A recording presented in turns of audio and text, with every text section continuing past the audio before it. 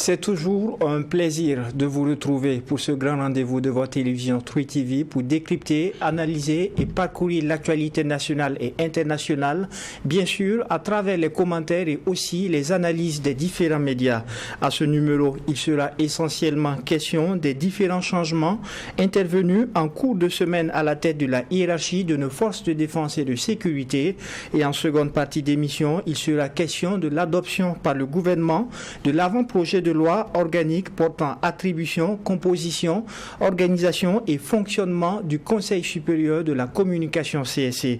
Voilà pour les grandes lignes de cette émission et pour le décryptage, je suis accompagné par 4 professionnels des médias. Nous avons Serge Atiana Oulon, il est directeur de publication du journal d'investigation L'événement, Ousmane Paré, journaliste indépendant, et avec nous Michel Nana, rédacteur en chef délégué des éditions Le Pays, et enfin Daouda Kinda, journaliste au journal Le Quotidien.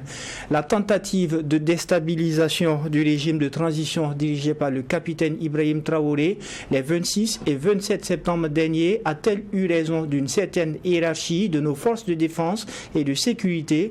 Difficile de ne pas s'interroger au regard de la vague de nomination à laquelle on a assisté. Alors Serge Oulon, est-ce que ces changements ont un lien à voir avec ces tentatives de déstabilisation? Je crois qu'on passerait à côté si on ne fait pas de lien. C'est quand même difficile de ne pas faire de lien avec ce que le gouvernement a parlé de projets de déstabilisation avérés. Parce que là, on parle avec des pincettes et on attend certainement la suite de la procédure judiciaire pour pouvoir être édifié, comme quelqu'un l'a dit de par le passé. Sinon, aujourd'hui, c'est quand même difficile de convaincre un Burkinabé que les changements opérés au niveau, ou du moins le changement opéré à la gendarmerie, parce qu'on voit toujours que la tête, il n'y a pas de lien avec ce qui s'est passé, c'est quand même difficile. Bon, après, on se pose un certain nombre de questions en émettant des hypothèses. Est-ce que celui qu'on a enlevé, on pense qu'il n'a pas été à la hauteur, ou il a manqué de loyauté ou de fidélité en ne rendant pas compte suffisamment, ou il a laissé faire, ou il y a eu une sorte de feu orange autrement, ou encore on pense qu'il fait partie peut-être du groupe, si vraiment il y a eu un projet de déstabilisation, parce que comme je l'ai dit, il faut prendre avec des pincettes, parce que tel que les choses se sont déroulées, il y a cet élément, mais je crois que les Burkinabés aussi ne devraient pas perdre de vue le lien qu'on pourrait établir avec l'enlèvement ou l'arrestation illégale, ou si vous voulez, dans tous les cas aujourd'hui, sa famille n'a toujours pas de ces nouvelles, une séquestration de Anselme Kamou, le patron du restaurant VIP à Ouaga 2000, parce que l'information constante, c'est que c'est un ami proche du chef d'état-major de la gendarmerie sortant, le lieutenant-colonel Evra Somda.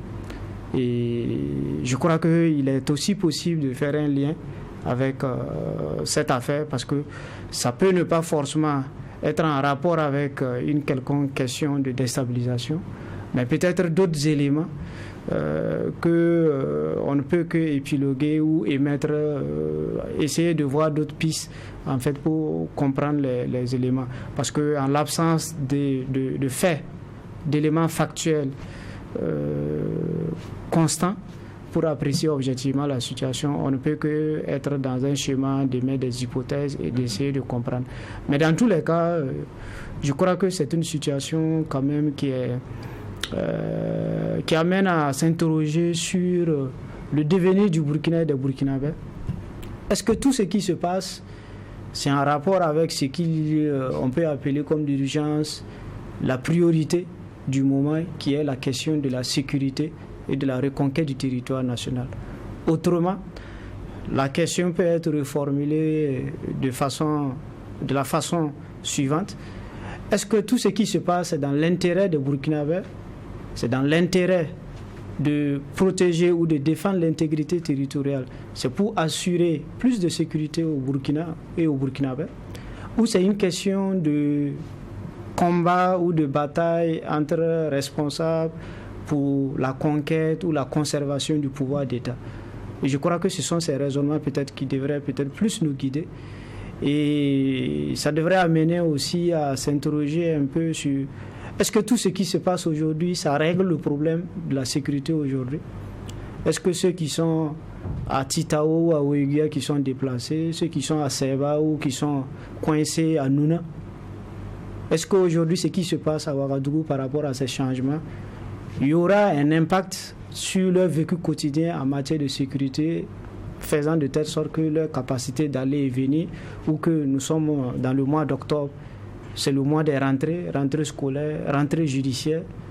Est-ce que les élèves pourront retourner dans leur localité? Est-ce que c'est du sang neuf qu'on injecte, des mesures qui seront prises? Une évolution. On parlait d'un certain nombre d'écoles qui ont rouvert. Non, je crois que vous ne m'avez pas suivi. J'ai dit par rapport à ces changements-là, est-ce qu'on fait ces changements puisque ça a été fait par le président de la transition, est-ce que le souci, c'est d'insulfer du sang nouveau, une nouvelle dynamique dans la gouvernance sécuritaire, ou bien c'est guidé par le souci d'avoir une mainmise sur un corps dont on a tous entendu parler? Vous avez suivi un peu les partisans pour dire que l'institution ne fait pas ceci, cela, l'institution n'est pas à fond. C'est comme cela que je fais le questionnement. Je ne remets pas. Je vais dire à partir de cet événement, c'est de se poser les questions sur les vraies motivations de ce changement-là. Est-ce que c'est pour permettre une nouvelle dynamique, comme je l'ai dit, ou bien c'est pour mettre la main sur l'institution à des fins qui ne sont pas forcément à des fins d'intérêt général de tous les Burkinabés? C'est pour cela que j'ai parlé de la rentrée scolaire. Il y a la rentrée judiciaire, parce que je crois que peut-être à Ouagadougou, souvent on oublie que le tribunal de grande instance de Nouna, par exemple, est fermé, que celui de comment on appelle ça, de Dori est fermé. Vous partez de l'autre côté à l'est, Bogandé, ça ne fonctionne pas. Vous avez un certain nombre d'éléments, et ce qui fait que ça complique davantage quand même le quotidien des Burkinabés qui sont obligés de se déplacer. Vous avez Djibo, voilà. Donc il y a plein de situations de ce genre. Je dis, est-ce que ces actions-là sont menées de telle sorte qu'on puisse se dire, notre préoccupation aujourd'hui, notre objectif aujourd'hui, c'est la question de la sécurisation du territoire national. Ce sont des interrogations. D'accord. Je ne peux pas être catégorique, mais je crois que ce sont des interrogations, à mon avis, qui sont légitimes, et tout un Burkinabé, tout un chacun peut peut-être trouver les éléments de réponse à son niveau. D'accord, des interrogations légitimes. Michel Nana, est-ce que vous vous posez les mêmes questions? Tout à fait, je me retrouve entièrement dans les questions de mon confrère Oulon, d'autant plus que, en dehors du milieu militaire et du milieu du pouvoir, nous autres, nous n'avons pas d'éléments de preuve pour apprécier tout ce qui se dit, tout ce qui se fait. On ne peut que émettre des hypothèses, on ne fait que faire des suppositions. Bien entendu, on fait ces suppositions, ces hypothèses-là, en tenant compte des éléments qu'on peut avoir ça et là. Moi, personnellement, je trouve d'abord que c'est normal qu'un président de la République qui est chargé, qui a la mission d'assurer la sécurité des Burkinabés, de les conduire vers le développement économique et social, que le président, à un moment donné, décide d'aménager son équipe, que ce soit au niveau du gouvernement, parce qu'il y en a eu il y a quelque temps, que ce soit au niveau de l'appareil sécuritaire, qu'il soit ailleurs. Donc c'est pas étonnant, ça arrive tous les jours. Au Burkina, pas tout ailleurs dans le monde, donc c'est tout à fait normal. Maintenant, ce qui est différent chez nous, c'est le contexte dans lequel ces changements ont été opérés. Il a parlé de la gendarmerie, mais il n'y a pas seulement à la gendarmerie. Il y a aussi les dernières nominations, vous allez voir que c'est au niveau de tout ce qui est appareil, tout ce qui est gestion de matériel, tout ce qui est appareil. C'est vraiment ce département qui a connu vraiment les changements. Est-ce qu'on peut faire le lien avec les événements du 26 et 27? On ne peut que, quand on est rationnel, on ne peut que faire le lien. Maintenant, comme on n'a pas les éléments pour confirmer, infirmer et lier les différentes informations, c'est difficile. Moi, je trouve que déjà, celui qui est parti à la gendarmerie, c'est un valeureux soldat, c'est pas n'importe qui. Yves Rad n'est pas n'importe qui. Il n'a pas son aura, il n'a pas acquis son aura, il n'a pas son aura en enfuyant les gens, en les influençant d'une manière ou d'une autre. Il a acquis son aura de par le travail qu'il a fait sur le terrain. On se souvient bien des actions par rapport au coup d'État de 2015. De 2015 et tout ce qu'il a fait après. Parce qu'il faut savoir qu'il était dans le Sahel, et je crois qu'il était à Arbinda.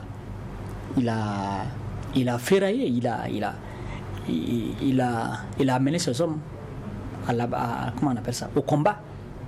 Est-ce que vous êtes surpris par son remplacement? Je ne suis pas surpris parce que déjà il y a eu beaucoup de choses qui ont été dites et qui sont dites au cours des derniers mois.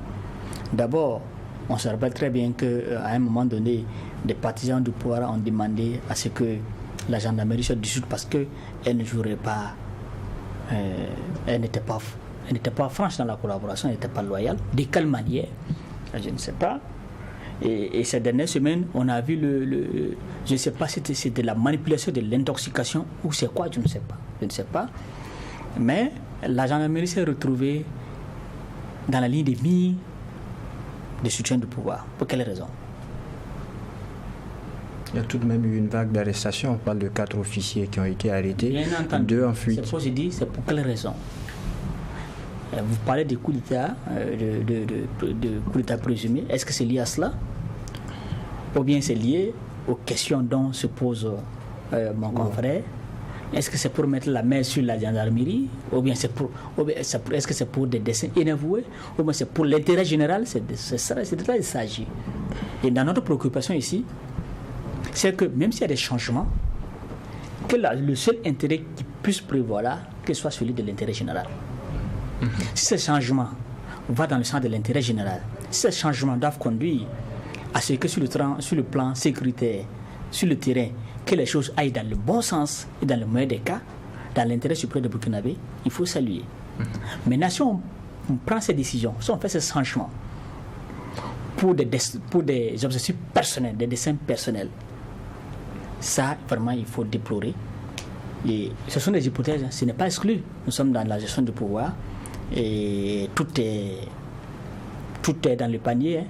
Voilà. Il n'y a que celui qui décide si c'est pourquoi il fait ça. Mais nous ne pouvons que souhaiter que ces changements qui ont été opérés là, que ces changements ne visent que l'intérêt général. Si ça vise autre que l'intérêt général, je pense que c'est la meilleure des façons de torpiller la dynamique nationale de lutte contre le terrorisme au Burkina. D'accord. Alors, Daouda Kinda, c'est des changements qui interviennent une semaine à peine après que 4 officiers soient arrêtés officieusement ou officiellement, on n'en sait pas, tentative de déstabilisation ou pas avec les événements du 26 ou 27. Qu'est-ce que vous en pensez? On parle de tentative avérée. Moi, je vois 2 choses en fait qui se recoupent avec ce que mes prédécesseurs ont déjà dit. Je pense que dans une république, c'est l'ordre normal des choses que le président décide de donner plus, de faire des changements pour donner plus de sérénité à la lutte contre le terrorisme. Maintenant, la deuxième chose, c'est que c'est le contexte. Nous sommes dans une situation où on parle de tentative avérée de coup d'État depuis le 26. Vous avez vu toute la vague de manifestations, tout le monde qui était, beaucoup de partisans qui étaient dans la rue pour protester contre des velléités de coup d'État.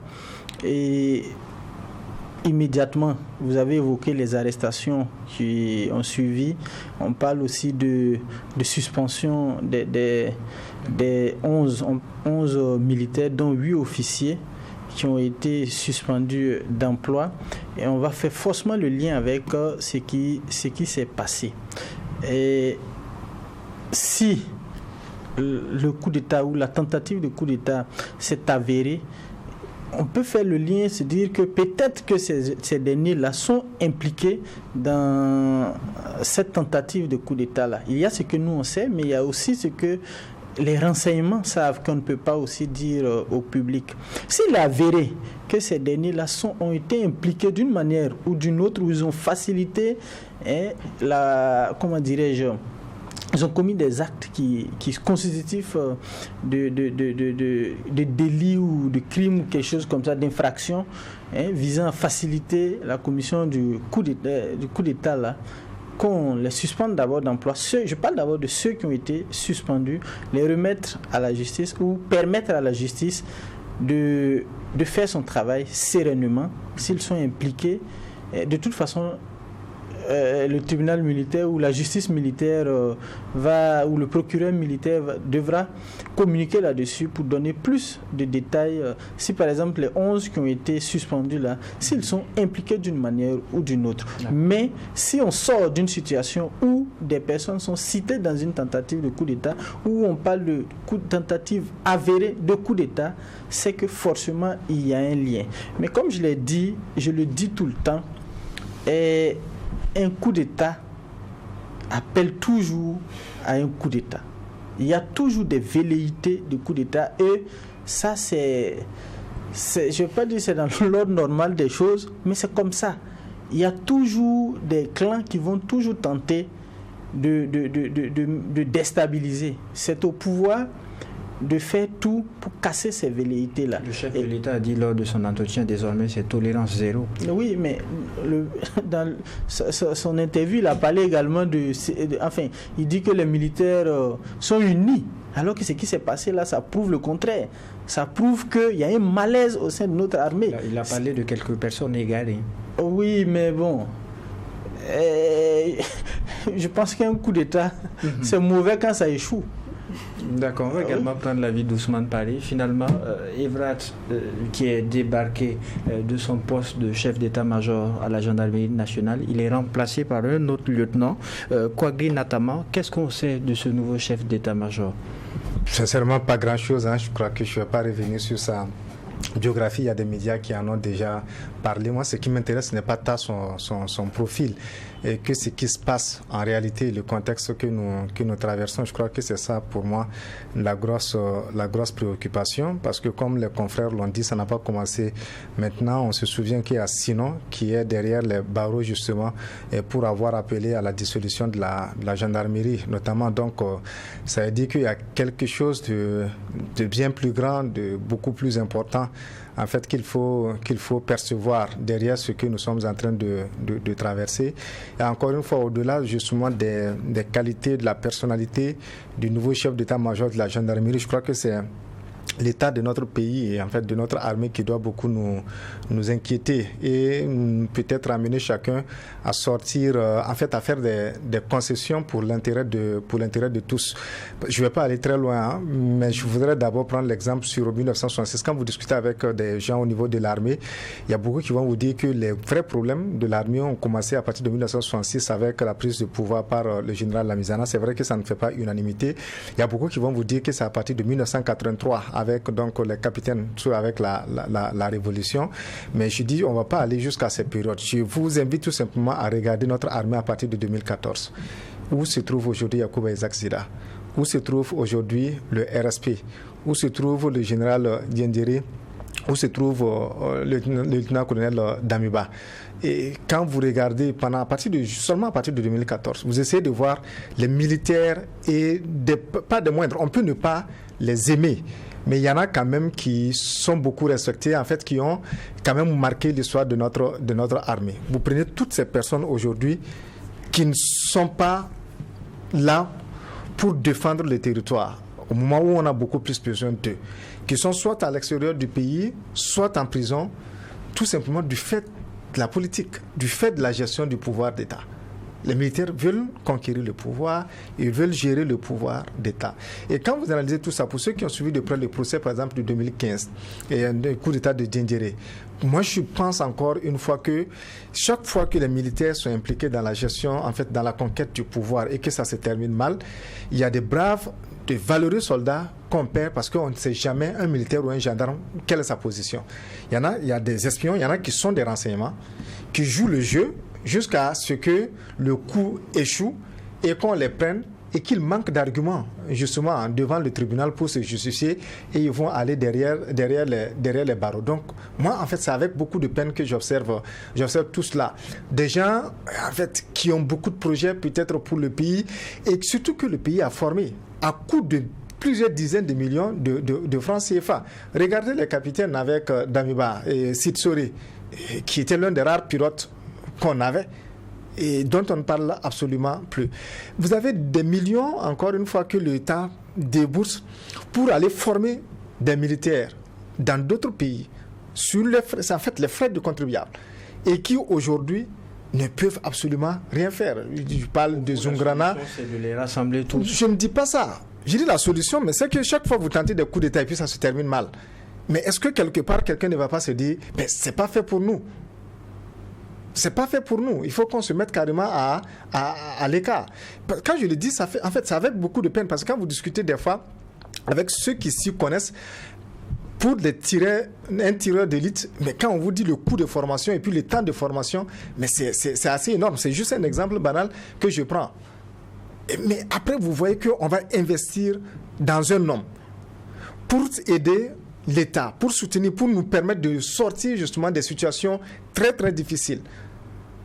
Et que peut-être 1 an, 2 ans, en moins de 10 ans, et ces personnes se retrouvent carrément hors justement du champ militaire. Il y en a qui seront condamnés, il y en a qui vont peut-être plus revenir au pays, il y en a même s'ils vont revenir, ils vont plus réintégrer l'armée. Mais la question que vous posez, c'est jusqu'à quand cela va continuer? Pour moi, en fait, c'est ça la grosse inquiétude pour moi. Jusqu'à quand ça va continuer? Et quand vous prenez ces hauts gradés de l'armée, et vous imaginez que derrière chacun, même si on met peut-être au minimum 10 personnes, l'autre question que vous posez, c'est quel est aussi aujourd'hui le moral peut-être. Des fois on dit, je crois qu'en 2019, les réformes qui ont été adoptées, c'est pour empêcher que dans les propos des journalistes, dans les propos qui sont relayés sur les médias, qu'on ne sape pas le moral justement des forces de défense et de sécurité.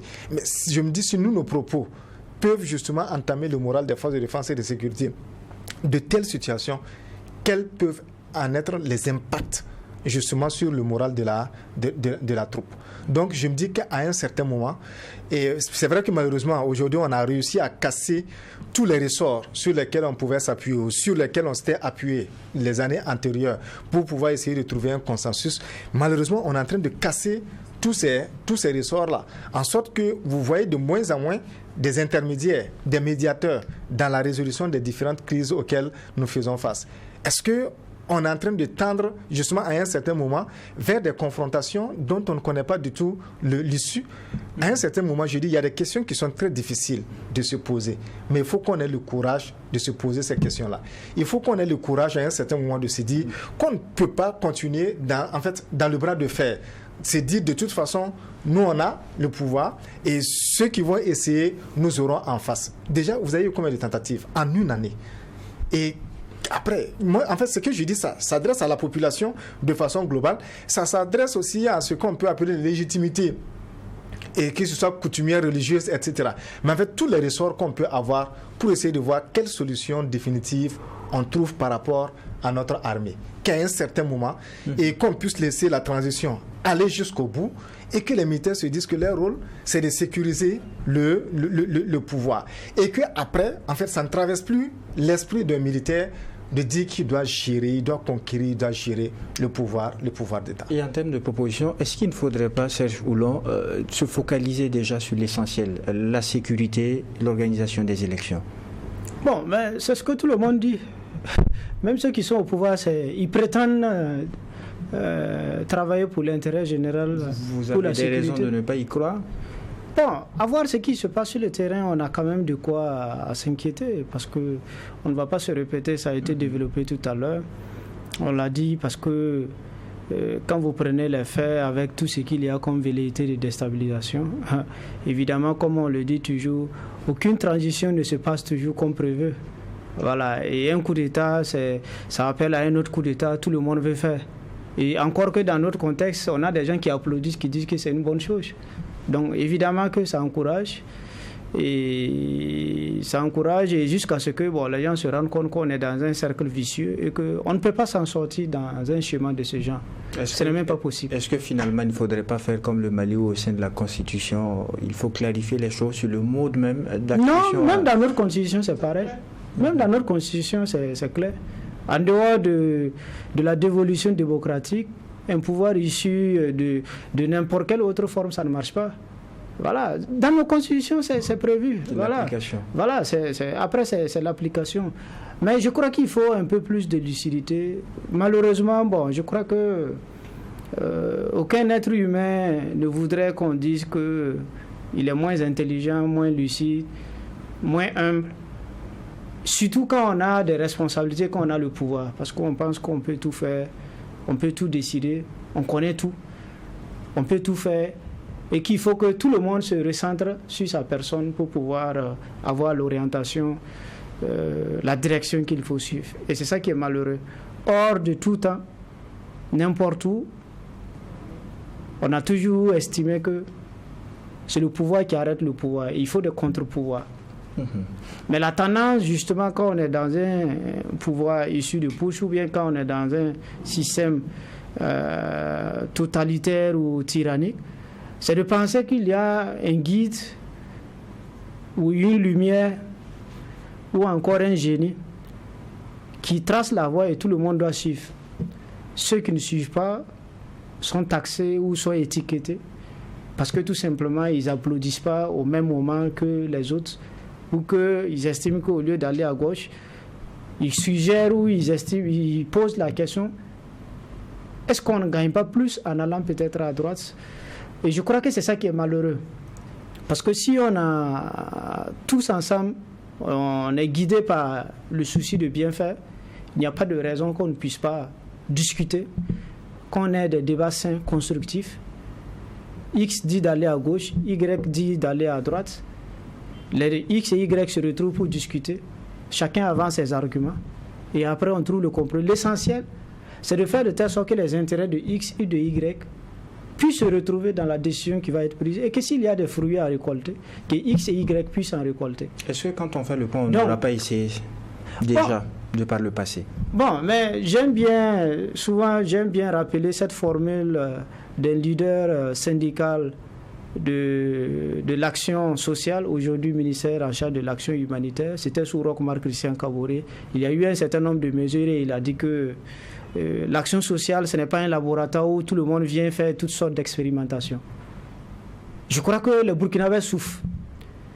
Et vous avez vu à l'installation de cette assemblée législative de transition, il y a une personne âgée, déplacée interne, qui a dit que ça fait 2 ans ou 3 ans, il ne dort pas à la maison, il dort dehors. Et il espère que vraiment, parce qu'il pense que quand on se retrouve, c'est vraiment pour prendre des décisions pour le bien de tous. Et il espère qu'en plus des paroles, on va penser à l'intérêt général. Donc quand des propos de ce genre sortent, je pense qu'on a suffisamment perdu du temps. Les Burkinabés ont suffisamment coulé leur sang. La sueur a suffisamment coulé pour qu'on continue de dire on va essayer, ou bien on va tester, ou bien on va faire ceci, cela. Ce n'est pas un laboratoire. Et c'est pour cela, je crois qu'il faut avoir une certaine lucidité, une certaine clairvoyance, avoir surtout l'humilité de se dire peut-être que la direction qu'on prend, ou bien ce qu'on est en train de faire, ce n'est pas forcément peut-être la voie ou l'issue. Et on doit faire de telle sorte qu'on rassemble les Burkinabés. On doit faire de telle sorte qu'il y ait un minimum de pédagogie. On doit faire de telle sorte que les outils qu'on a décidés ensemble, la Constitution, les lois et règles de la République, qu'on puisse respecter, même si on est dans une situation exceptionnelle parce qu'on a eu une usurpation du pouvoir. Et je crois que c'est ça qui nous protège tous. Et même ceux qui pensent aujourd'hui qu'ils sont forts, c'est ça qui nous protège. Je crois que ça a été répété, bien plus puissant hier. Aujourd'hui, on est encore plus faible. Et souvent, je crois que les gens devraient avoir à l'esprit le cas de quelques Burkinabés. Et je crois que tous ensemble, on compatit pour leur situation. Blaise Compaoré est couché à Abidjan, il ne peut pas rentrer chez lui. Sous Damiba, on a forcé, on a essayé de mettre en place un processus, ça n'a pas marché. Qui parle de lui encore au Burkina? C'est malheureux pour sa situation, c'est dommage, mais ça ne devrait pas être comme ça. Yakou Isaac Zida, à la fin de la transition en 2015, s'est retrouvé au Canada. Il a forcé de venir aujourd'hui. Il ne se retrouve pas, il a des dossiers. Entre-temps, il a jeté l'éponge. Il dit qu'il se retire de la vie publique en démissionnant en tant que président d'honneur au niveau de l'UNIR MPS. Donc, vous voyez, ça crée beaucoup de frustration, beaucoup de déchirures. Vous avez évoqué la question de la suspension des militaires. Et vous voyez, c'est des choses, quoi qu'on dise, il y a beaucoup de fractures, beaucoup de frustrations. Qui va falloir repenser. Quand les gens ont le sentiment d'avoir subi une injustice, je crois que dans un État, on a le devoir de faire de telle sorte que tous, on puisse être égaux et que les règles fonctionnent tout simplement. Parce que, comme on le dit, personne ne dit qu'il est au-dessus de la loi, mais il faut faire de telle sorte que les lois que nous avons arrêtées ensemble, que tout chacun puisse respecter. C'est ça, en fait, qui nous protège et c'est ça qui fait que nous essayons de vivre ensemble parce que, après, si on laisse la jungle, tout le monde fait ce qu'il veut, ça sera très difficile de pouvoir s'en sortir. Et on parle de valse de changement, on parle de gendarmerie. Et sur ce point, nos confrères des éditions Le Quotidien ont fait un point d'honneur à la gendarmerie nationale qui est venue en aide à la communauté éducative de Solane. De quoi s'agit-il ? Vous avez certainement suivi toutes ces informations tendant à vilipender la gendarmerie nationale, comme si la gendarmerie nationale n'était pas impliquée à 100% dans la lutte contre le terrorisme. Le confrère a évoqué tantôt le cas Mohamed Sinon qui avait appelé entre-temps à dissoudre la maréchaussée parce que, bon, pour ce que je venais de dire. Et vous vous rappelez également que dans la nuit du 4 au 5 juin 2021, Solane, du nord de cette localité située dans la région du Sahel, a été martyrisé. Plus d'une centaine de Burkinabés ont été tués le jour-là. Mais grâce du moins à la vaillance de nos Pandores, ils ont réussi à sécuriser cette localité, à reconquérir cette localité. Et aujourd'hui, pour cette année 2023-2024, il y a des écoles de la commune qui ont pu rouvrir grâce et sécurisées par la gendarmerie nationale qui, au cours par exemple d'une visite, est allée donner des manuels scolaires, des fournitures scolaires à des élèves, et des élèves qui sont soutenus aussi qui sont encadrés par des enseignants communautaires. Vous vous rappelez qu'on avait recruté des enseignants communautaires pour enseigner dans les zones dites rouges. Et c'est des actions comme ça que nous pensons qu'il faudra encourager au-delà de ce qu'on dit de la gendarmerie, et montre là que c'est une gendarmerie républicaine, même si certains qui sont dans des agendas peut-être cachés pensent ou qui militent pour qu'on dissout la gendarmerie. Ça prouve qu'il n'est pas question de dissoudre. Justement, pourtant, un grand nombre de ses partisans veulent le contraire. Bon nombre de ses partisans veulent le contraire. Donc, c'est une fois de plus montrer que la gendarmerie, ce n'est pas cette force-là qui est dans les coups bas, qui, même si récemment on a eu des gendarmes qui ont été cités dans une tentative avérée de coup d'État, pour montrer que les gendarmes sont républicains, ils sont fortement engagés dans la reconquête du territoire. Vous vous rappelez, lorsque l'ancien président Roch-Marc Christian Kaboré était au pouvoir, mais vous imaginez les pertes au niveau de la gendarmerie. Les gendarmes étaient fortement engagés dans la lutte contre le terrorisme. Et lorsque le président même s'exprimait la dernière fois, il a montré l'importance de la gendarmerie dans la lutte contre le terrorisme. Et en allant sécuriser comme ça les établissements, les écoles dans des zones rouges, prenant le cas de Solane, parce que ce n'est pas le seul cas, parce qu'il y a beaucoup de localités comme ça où c'est la gendarmerie qui a permis de réinstaller les personnes déplacées internes, c'est la gendarmerie qui a combattu pour récupérer ces localités-là. Donc, c'est des actions comme ça que nous encourageons, que nous mettons à la lumière pour permettre à ceux qui pensent que les gendarmes sont de mauvaise foi, là, leur montrer que non, c'est des forces qui participent aux côtés de leurs frères d'armes à reconquérir l'intégrité du territoire et permettre aux déplacés internes de regagner leur localité. D'accord. Deuxième sujet retenu pour cette tribune, le gouvernement de transition, à travers le dernier Conseil des ministres, a décidé de l'adoption d'un projet de loi organique portant attribution, composition, organisation et fonctionnement du Conseil supérieur de la communication. Alors, Michel Nana, est-ce que vous comprenez l'opportunité d'une telle réforme du CSC? D'abord, ce que je retiens, c'est 3 points. Le premier point, c'est la nomination du président du CSC par le président de FASO. Le deuxième point, c'est le profil des conseillers. Des conseillers qu'il faut désigner pour aller au CSC. Le troisième, bien évidemment, c'est la régulation des réseaux sociaux par le CSC. Ce sont ces 3 points que je retiens. Vous me demandez si je comprends l'opportunité. Est-ce que je pense que c'est une opportunité? En prenant point par point. Je commence par les réseaux sociaux. Je pense que nous sommes unanimes que les réseaux sociaux sont actuellement une zone de non-droit, du capharnaüm dans notre pays. Et chacun, à un moment donné, s'attend à ce que l'État fasse le nécessaire pour s'affirmer, que la République s'affirme au niveau des réseaux sociaux et pour pacifier ce qui se passe. Parce que j'estime que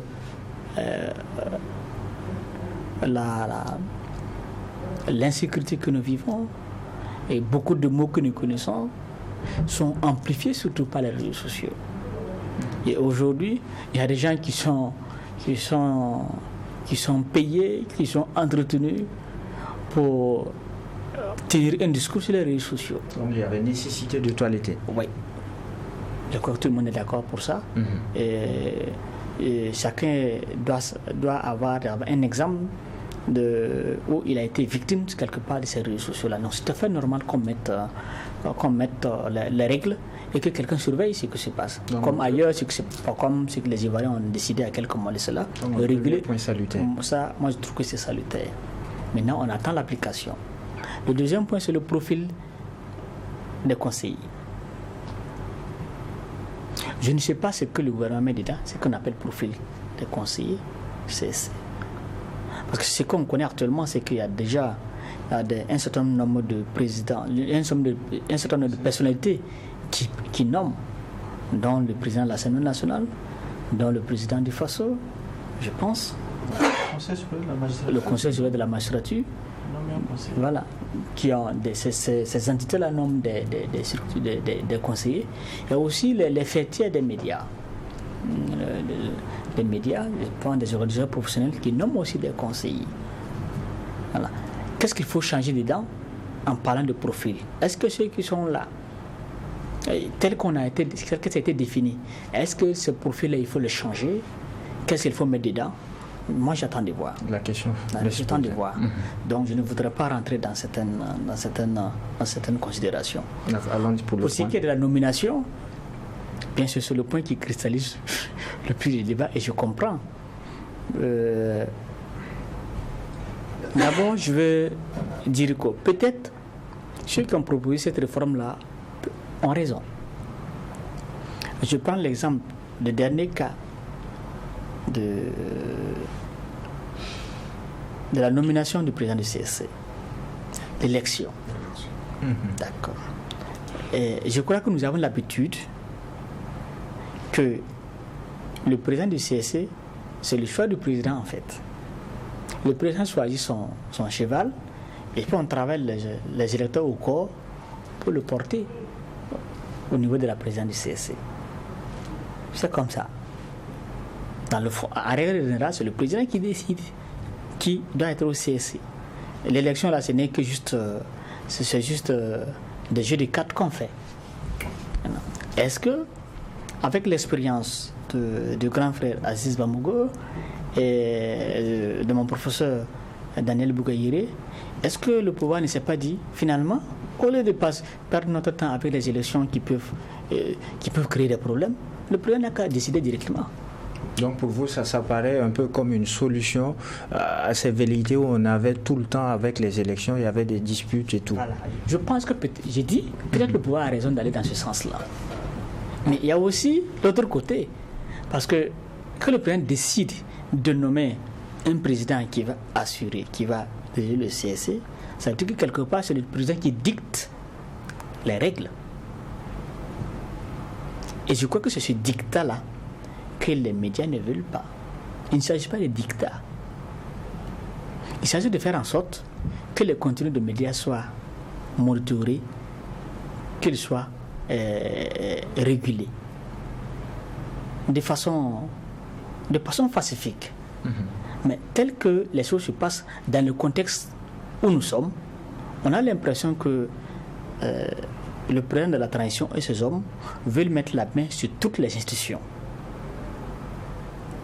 Et dans notre pays, avec l'expérience, parce que le CSC a une histoire. Voilà. Du Conseil supérieur de l'information au Conseil supérieur de la communication, il y a une histoire. Les gens se sont battus. C'est le fruit de nombreuses luttes. Oui, c'est le fruit de nombreuses luttes. Et que quand on se retrouve aujourd'hui, qu'on a l'impression qu'on est en train de remettre en cause les acquis de ces luttes-là. Et ces acquis, ce n'était pas pour des intérêts personnels. Parce qu'on se disait que c'est pour l'intérêt général que les choses fonctionnent comme ça. Que des gens arrivent et qu'ils veulent remettre en cause. C'est tout à fait normal que les fêtiers des médias, que ceux qui ont d'autres lectures, que ces gens s'expriment. Je crois que nous sommes dans cette situation.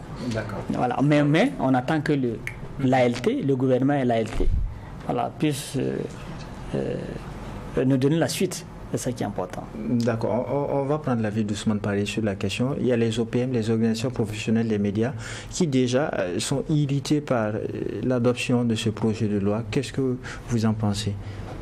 Je crois que c'est un peu difficile en réalité d'expliquer ce qui se passe parce qu'il y a eu des travaux en réalité en amont. Il y a eu des réflexions, il y a eu des discussions. Où les OPM ont été associés? Oui, voilà. Il y a eu des points de discorde. Parce que, en fait, c'est le passage en force qu'il est un peu difficile de comprendre. Parce que quand vous voyez l'ancienne formule, déjà, les gens n'étaient pas d'accord avec le nombre de personnes déjà que le président nommait et qui lui donnait déjà, comme Michel l'a expliqué, beaucoup plus de force de pouvoir, en fait, en sorte que son candidat, c'est déjà le candidat, en fait, c'est déjà le président. Son candidat est déjà le président. Parce que tout est fait en sorte que, et en fait, il puisse avoir la majorité. Ce qui s'est passé sous Damiba, en fait, n'était qu'une exception qui ne peut pas se reproduire en temps normal. Parce que là, c'était vraiment quelque chose d'exceptionnel. Et pourquoi on a un débat? Pourquoi on discute? Des gens vous diront qu'on est dans une situation exceptionnelle, donc c'est tout à fait normal, etc. Sauf qu'on ne légifère pas pour le présent. Quand on prend des lois, on prend des mesures aujourd'hui, c'est pas pour soi, c'est pas pour aujourd'hui, mais c'est pour le futur. En fait, c'est qu'on se dit que la transition va finir et que les lois qui ont été adoptées sous la transition doivent servir après. C'est ce perpétuel recommencement qui met beaucoup mal à l'aise. Quand vous voyez de nobles combats que les gens ont menés, je prends un exemple simple, sous Blaise Compaoré, par rapport au DG. Des gens se sont battus pour que les DG ne soient pas nommés parce qu'il y avait un problème d'efficacité. Qu'on puisse, sur la base des candidatures, désigner des gens qui vont faire leurs preuves. Le premier exemple, c'était avec le procès Filiga Michel. Je pense que c'était au niveau des impôts, qui a produit c'était un très bel exemple. Mais cette indépendance, justement, aucun pouvoir n'en veut. Et on a vu comment on a manœuvré pour remettre cela en cause. En 2015, les gens oublient très souvent, quand on dit qu'il n'y a pas de propositions qui sont faites, les gens ont bataillé pour qu'on puisse réformer l'État. Malheureusement, quand le MPP est arrivé au pouvoir, la première des choses, c'est de remettre en cause toutes les nuits blanches que les gens ont eu à faire pour qu'on puisse avoir de très beaux textes. Je pense encore aux textes qui ont été proposés par la Commission des réformes et de la réconciliation. Le document est là. Malheureusement, personne n'en parle. Donc pour vous, la réforme, elle ne sert pas? Non, c'est pratiquement l'impression qu'on a. Ce que j'ai dit, c'est quoi? C'est que tout ce que le président Traoré est en train de faire, il y a une forte chance que quand il ne sera pas là, que tout soit remis en cause. À ce moment, on ne construit pas un État. Parce qu'on ne peut pas fonctionner dans ça. Et j'insiste là-dessus pour interpeller justement la population. En fait, parce que c'est nous le socle. Mais est-ce que vous reconnaissez peut-être le bien fondé de ces réformes-là? On a vu l'explication que Michel a fait. Je termine rapidement par cela. Vous avez une remise en cause de tout ce qui est loi.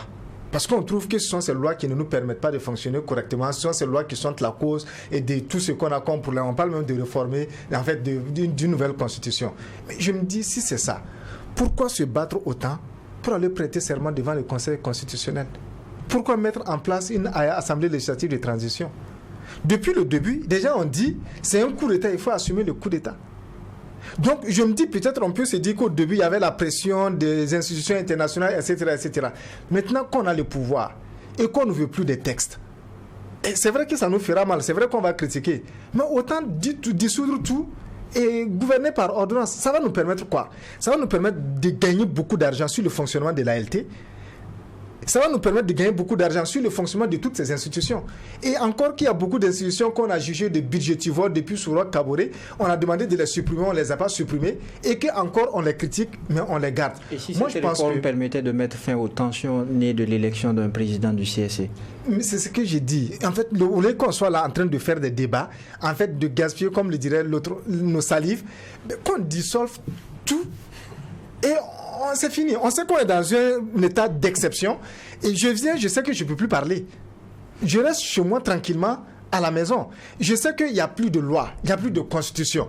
Je sais qu'à tout moment, on peut venir me prendre chez moi, me buter. En fait, on est tranquille. On va pas utiliser non, je laisse demander la parole d'Aouda Kinda. En fait, pour dire que... Non, je suis tout à fait... Je m'excuse, je retire le mot. Pour dire tout simplement quoi, je crois qu'il y a beaucoup de Burkinabés qui sont favorables à cela. Donc, qu'on économise de l'argent, qu'on économise du temps et qu'on mette fin à toutes ces institutions et qu'on gouverne. Peut-être quand on va régler la crise et on va finir avec le terrorisme, on rappelle les Burkinabés, maintenant c'est fini, venons maintenant, on va revoir les textes que nous avons. Vous semblez d'un avis contraire d'Aouda Kinda? Bon, pas contraire. Je pense très honnêtement que c'était un recul. Michel Nana a dit tantôt que l'élection là c'est comme un jeu de cartes. Moi je pense que ça ne doit pas être comme un jeu de cartes. Vous voyez tout ce qui s'est passé avec sous l'élection entre qui a opposé Aziz Bamogo et Daniel Bougaïré. Mais c'est parce que le pouvoir d'alors avait son candidat. Et comme ça n'a pas marché, il faut bloquer le dossier. C'est ce qui a fait donner une mauvaise image du Conseil supérieur de la communication. Non, si on laissait juste... Mais puisque Abdoul Aziz Bamogo a gagné, on le laisse diriger. Mais comme le pouvoir, le candidat ou la candidate du pouvoir n'a pas eu, donc on bloque l'institution. C'est ça le problème. Et pour éviter ce blocage, le régime actuel décide à travers l'adoption de permettre à ce que le chef de l'État nomme directement le président du CSE. Non, justement, c'est un recul. Le pouvoir veut avoir une même mise sur le Conseil supérieur de la communication. Ça, c'est clair. Le pouvoir veut avoir... Parce que moi, j'ai participé... Est-ce qu'il ne faut pas réguler dans le contexte actuel, avoir effectivement la même mise? Mais est-ce que si les OPM choisissent le président du Conseil supérieur... C'est pas parce que les OPM vont choisir ou parce que ce sont les OPM qui vont choisir le président qu'on ne pourra pas réguler. C'est justement parce que le pouvoir veut avoir un œil plus accru sur le contenu des médias qui le font. Moi, j'ai eu la chance d'avoir participé aux travaux. Et vous voyez, c'est le président du Faso qui va désigner le président du Conseil supérieur de la communication, qui à son tour va désigner son vice-président. Donc, c'est une même mise sur l'appareil. Est-ce que vous êtes également d'avis, Serge Oulon, qu'il s'agit là d'un recul?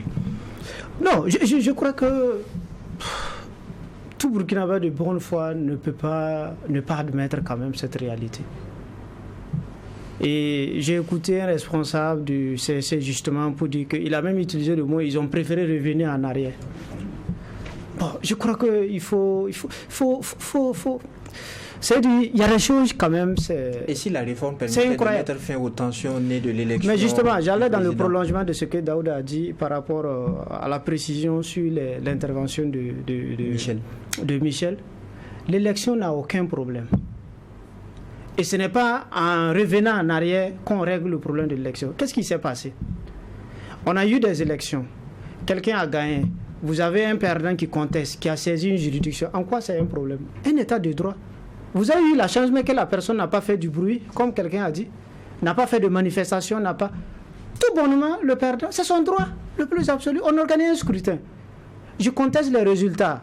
La façon ça a été organisé. J'ai saisi le tribunal administratif. Maintenant, là où il y a problème, on a tous évoqué le cas de... Puisque le pouvoir de Damiba s'est abrité derrière le fait qu'il y a une contestation et qu'il y a un dossier judiciaire. Mais retournons, regardons les textes. Que disent les textes? Est-ce que quand il y a élection et que vous avez une contestation, on attend l'épuisement de la procédure ou on met en place l'équipe. C'est tout simplement ça. Si les textes n'ont rien dit, on fait les réformes pour préciser le contentieux électoral, comme on le dit banalement. On n'a pas à revenir pour dire, bon, comme les gens ne s'entendent pas, mais attendez, depuis que ça a été mis en place, effectivement, je suis d'accord. Et c'est là que je vois que, puisque le gouvernement s'abrite derrière ça, effectivement, il n'y a jamais eu d'élection pour élire un président. Mathias Sankono qui a été président, c'est par consensus. C'était un consensus. Oui, parce que là, vous avez des politiciens, ils ont su manœuvrer, on a préparé le terrain, on a voulu aller aux élections, on a vu que, celui qu'on veut présenter, on a dit aux gens, on reporte l'élection au lendemain. Le lendemain, celui qui voulait se présenter dit, bon, je me retire. Et on laisse contre-proposition. Non, mais dans tous les cas, c'est dit, on a manœuvré et on a fait de telle sorte. En quoi l'élection a un problème dans ça? S'il y a un vide juridique, qu'on règle ce vide-là, quand on organise une élection et qu'un conseiller conteste et qu'il saisisse la juridiction, que disent les textes? Si les textes n'ont pas précisé quelque chose, oui, c'est un vide juridique, comblons ce vide-là et essayons d'aller de l'avant. Il a été dit, c'est dit, il y a des choses incroyables. Le président nomme un président d'une institution.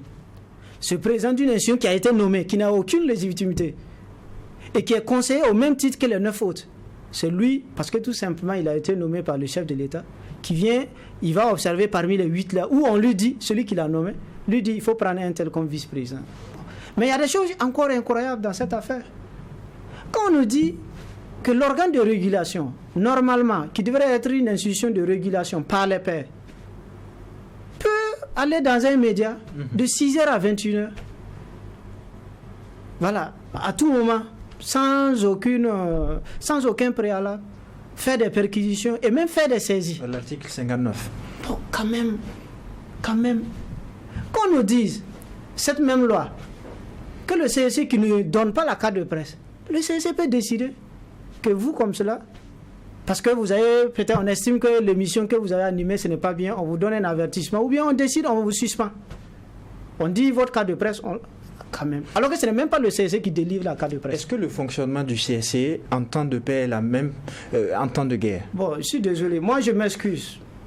Bon, Dieu merci, je pense que je fais partie des privilégiés. Moi je fais le métier par vocation, je pense que je fais parce que j'aime ce métier et je suis passé par une école de journal. Les règles que moi j'ai appris en tout cas, on ne m'a pas dit il y a des règles en temps de paix, il y a des règles en temps de guerre.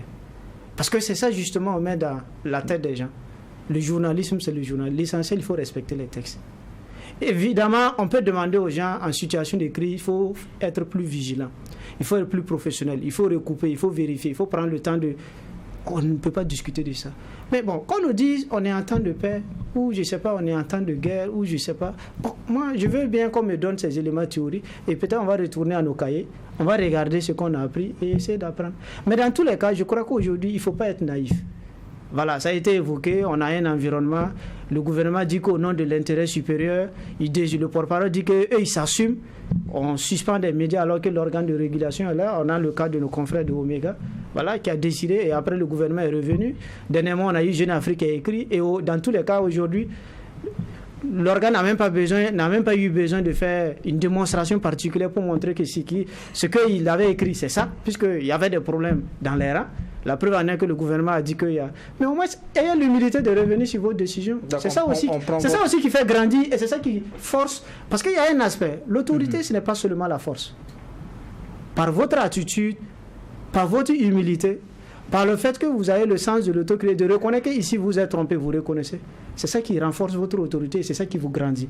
Donc, je crois que là-dessus, il faut sortir de ces schémas et vraiment, comme le directeur de publication du reporter l'a dit, et moi je suis d'accord avec l'interrogation. En quoi aujourd'hui, cette réforme-là, ça permet de gagner la guerre ou de reconquérir le territoire national. Ça permet par exemple, d'ouvrir la voie Kaya Douri. Nous sommes presque en fin d'émission. Est-ce que la réforme est nécessaire sur le plan de la réglementation des réseaux sociaux, par exemple? Bon, même sur la question des réseaux, moi je suis désolé, je ne suis pas d'accord avec ce que Michel dit et par rapport à ce que... Vous voyez, on donne l'illusion que rien n'est fait et que c'est une zone... Mais ce n'est pas vrai. Les réseaux sociaux sont régulés. Écrivez n'importe quoi sur quelqu'un ou bien écrivez sur Daouda. Il dépose une plainte sur le procureur. Vous avez sur la brigade centrale de lutte contre la cybercriminalité. Tous les jours, ils démantèlent des gens qui sont sur les réseaux sociaux en train d'escroquer les Burkinabés. Mais pourquoi on pense que c'est du surplace? Moi, je pense tout simplement, on veut faire du saupoudrage, on fait un emballage pour donner l'impression. On verra avec quels moyens ils peuvent faire cette régulation sur les réseaux. Parce que les réseaux sociaux sont déjà régulés. Si vous dites n'importe quoi, un citoyen, et demandez à plein d'acteurs, il y a des gens qui ont publié, ils ont plein de procédures. Le procureur, on interpelle des gens à cause de leur publication. L'affaire de quoi, comment on appelle ça, l'incendie du palais du Mogo. Ce n'est pas les réseaux sociaux, mais rapidement, on a réussi à retrouver ceux qui... Donc, il faut arrêter ces histoires-là. C'est régulé. Si vous faites n'importe quoi, si vous sortez en marge de la République, on va vous retrouver, vous allez répondre de vos actes. Donc, c'est fait. En fin d'émission, 30 secondes pour réagir par rapport à Serge Oulon qui n'est pas d'accord avec l'aspect des réseaux sociaux. Oui, mais je comprends, Serge, je comprends. Parce que même chez nous, parce qu'il y a ce que dit le cours pénal, et puis il y a ce que l'organe de régulation fait. C'est tout à fait différent, en fait. Mais je comprends son souci, mais ce n'est pas la même matière. Entre le cours pénal qui punit des gens pour des infractions qu'ils commettent et la régulation qu'il s'agit de regarder le contenu, de monitorer le contenu des réseaux sociaux. Effectivement, il faut attendre de voir le contenu que le gouvernement va mettre dedans parce qu'il y a même des précisions qui sont nécessaires. Voilà. Maintenant, je veux juste ajouter que très rapidement, ce qui est agréable et terrible dans ce pays, c'est que en moins d'une année, de 2 ans, des gens ont soutenu quelque chose et viennent dire le contraire aujourd'hui. Et c'est ça notre remise en cause, la vérité. Moi, personnellement, je suis surpris. Et j'insiste là-dessus. Nous autres, nous avons du vécu. Pendant des années, on a connu beaucoup de choses dans ce pays-là. Et Dieu seul sait. On a vu des grands frères, des aînés qui ont défendu des choses. Jusqu'à ce que même là, ils étaient même prêts à aller en prison pour ça. Et aujourd'hui, ils disent le contraire. Ce n'est pas pour le bien du pays, et ce n'est pas pour l'intérêt général. Chacun défend son beefsteak, c'est ça la vérité. Et c'est sur cette conclusion que nous mettons un point à cette émission, la Tribune des éditos. Merci à vous, mesdames et messieurs, qui l'avez suivi. La Tribune des éditos est la seule émission qui donne uniquement la parole aux professionnels des médias. Merci et au week-end prochain pour un autre numéro.